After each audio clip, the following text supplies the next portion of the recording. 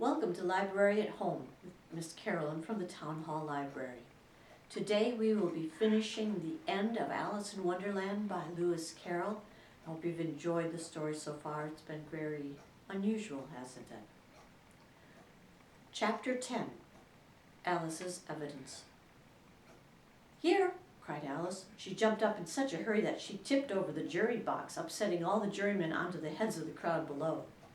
"Oh, I beg your pardon," she exclaimed in a tone of great dismay. "The trial cannot continue," said the king, "until all the jurymen are back in their proper places. All," he repeated with great emphasis, looking hard at Alice. "What do you know about this business?" the king said to Alice. "Nothing whatever," said Alice. The king read from his book. Rule 42. All persons more than a mile high to leave the court. "I'm not a mile high," said Alice. "Nearly 2 miles high," said the queen. "Well, I shan't go at any rate," said Alice. The king turned pale and shut his notebook hastily. "Consider your verdict," he said to the jury in a low, trembling voice. "There's more evidence to come yet, please, your majesty," said the white rabbit, jumping up in a great hurry. "This paper has just been picked up. It seems to be a letter written by the prisoner to somebody."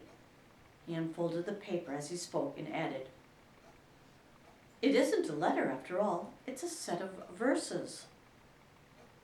"Please, your majesty," said the knave, "I didn't write it, and they can't prove that I did. There's no name signed at the end."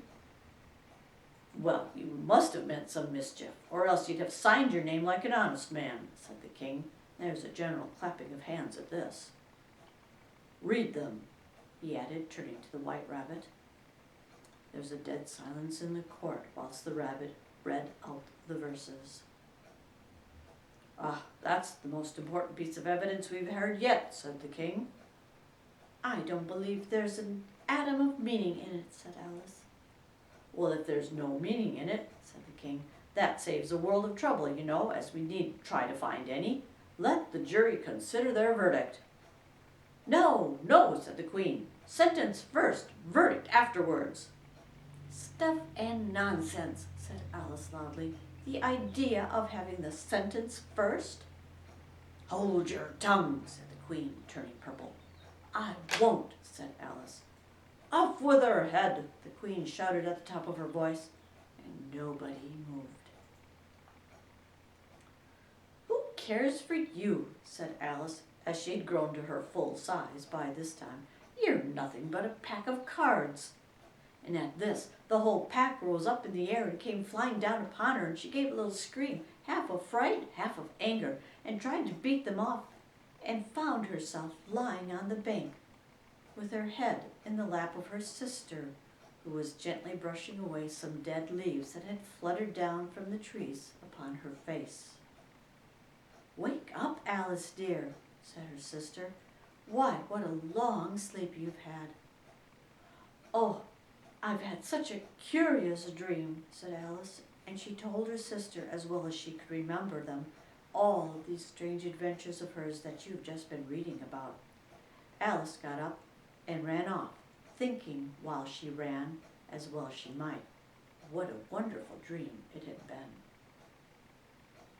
I hope you've joined this story. There are other stories about Alice and her various adventures written by Lewis Carroll. All are quite interesting, very unusual, sometimes a little scary. So you can always go to Project Gutenberg to read any of these stories and many others. You'll be able to find lots of great books online through Project Gutenberg. You can put the Libby app on your device and read books from the library and audiobooks and other things. So while you're sitting at home, grab a good book and enjoy your time.